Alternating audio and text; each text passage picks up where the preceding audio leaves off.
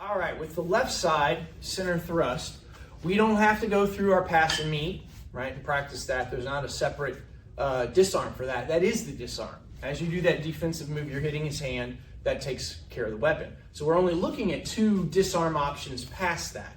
We're looking at our low wing, and we're looking at our drop stick here. So when we're in the low wing position, because that is our step 3, low wing position here, we're actually going to use what would be, normally speaking, in a lot of other martial settings, the most basic of all takedowns or disarms. And it's going to be the inward wrist lock, right? So from the inside here, and I'm checking this way, we simply just grab his hand. We're going to reach over the side, grabbing the hand, and then turning it, and I'm going to use the stick to help. And we can lock his stick, using the stick as an extra lever, and turn, bring him into an inward wrist lock, which of course I'll need someone to do it on to make sense with it. You want to be my guy, Aiden? Come on in, and let's show them what that would look like. That's as they're doing the thrust here. So I'll have you face that way first. As you thrust center, and I'm here on the wing, I got to get in and check, right? Check into this hand here. And then from this position here, this one's coming, and I'm separating my thumb from the stick.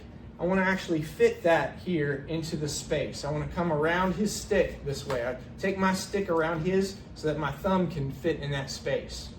Then the other hand can grab, like my thumbs are doing a crisscross here with the thumbs, or straight, like you're doing the little butterfly shadow puppets here. Now I'm bringing this around and catching, grabbing with this, and as I fold his wrist, I step back. We've got an inward wrist lock with this, and I'm using the actual stick, like you're rolling this way, but you're pushing with the thumbs. Of course, as you turn, you can take them down with that. We're not going to worry about that part yet, right? But thrust, I catch this way. I'm going to come around here. You could be hitting him too. I like to add a hit to it. Boom, just get him thinking about that instead. Come back in. That way it also allows me to slip between where his puño and his wrist is. Makes it a real good tight grip because I want to use the web of my thumb here, slipping in to catch it. And then I've got a good tight grip on that. It doesn't matter that he's still holding his stick. He can't use it, right, in any effective way. Yeah, I've got good control this way to take him down from that position. Let's switch places so you can see it once. So as he thrusts here, and here, boom, catch. You can add a hit with the puño. Come back, and as I step, I want to turn in the direction I'm taking his wrist, right? Standing this way and trying to twist his wrist that way, and it's just not going to be as effective as if I'm turning in the direction that I'm taking his balance to the front, all right? So from here, I grab, can hit him with this. I want to use this coming into this space here. That allows me to pinch. This other hand can come down and grab. So I'm essentially pressing the back of his hand here and folding that wrist around my own stick as I grab it. And then I turn. That sets that lock really nicely. Easy to take him down from here, right? So again, he thrusts here, grab, hit, open the thumb so you can slip it into that space. Grab the other side here. I want the thumbs on the back, and I'm folding his wrist already. Then when I step back, I can fold it forward that way, locking the wrist.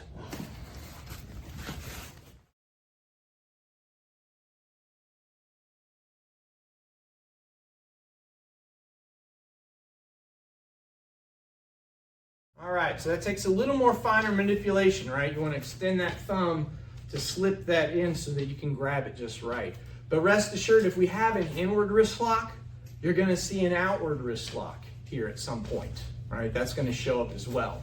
But our next defense is that drop stick position. From this drop stick position, we're essentially going to start with what would be a snaking disarm. That's what it's going to look like initially. From the drop stick, we'll step in and we'll do that inward snake, right? That small snake. In fact, we've done this once to take their weapon away. Then we did it a second time where we added a little bit of a bigger snake and we got him in a hammer lock, right? This time, we're going to use the snake to take their weapon away. And as you start the second one, rather than using your arm to do the hammer lock, we're just gonna grab our own stick. You're gonna use the stick as a lever and pull them down. And it'll be a hammer lock too, just as tight. And from there, you can knee them in the head if you want, turn and throw them down, right? So to see what I mean here, Peyton, I guess you're up for this one. So this is when we're doing the drop stick. I'll have you come over here. You're doing the hitting them under the arm. Boom, drop stick position, right? And again, that would be hitting the hand, right? That's one, boom, I hit his hand. If I miss his hand, I'll, boom, still want to check. Stepping in, fingers first, right? And they start with a circle, which takes it away. We've done that. Second time comes up, we've come all the way up and caught his elbow with one arm. That's actually harder to do. You've done the harder version. As I come up the second time, here, I grab my own stick this way and lock him. And now, it doesn't matter if his arm is straight or bent, I lock him right over the back of his tricep this way, just using my stick as a lever, right? There's another way I can lock him up, throw the knee, I can turn and throw him this way. It's actually easier than the one you've already done, right? So watch that again. He's hitting outward, we drop stick and step. Got to get in close. I circle under, that causes that first disarm. As it starts the second one here, I grab my own stick. And now I'm just using the stick as a lever. Just, pull him down, right? Doesn't matter. Lock it straight, lock it into a hammer lock position, or lock his arm straight too. But it bends him forward, boom, right into that knee. There's another way you could, if it's straight, it's more like an arm bar from the outside, right? Locks it up that way. We want to switch angles once. So as he's coming outward this way, boom, I'm stopping it here. I've got to close the distance. First, the fingers come right at the wrist to disarm. As I come up the second time, I'm grabbing the stick, right? As soon as I can grab it, I grab a hold of it. I want the stick to be anywhere behind his elbow. Works. And then I pull down on the stick as I lever up on my arm, and that creates this arm bar motion to bend him over here. Or if his elbow bends too, then it's more of a hammer lock. So it doesn't matter locking it straight or bent. It does the same thing. The stick comes up, and then you can launch your back knee into him. You can turn and throw him from there. I come in and I check.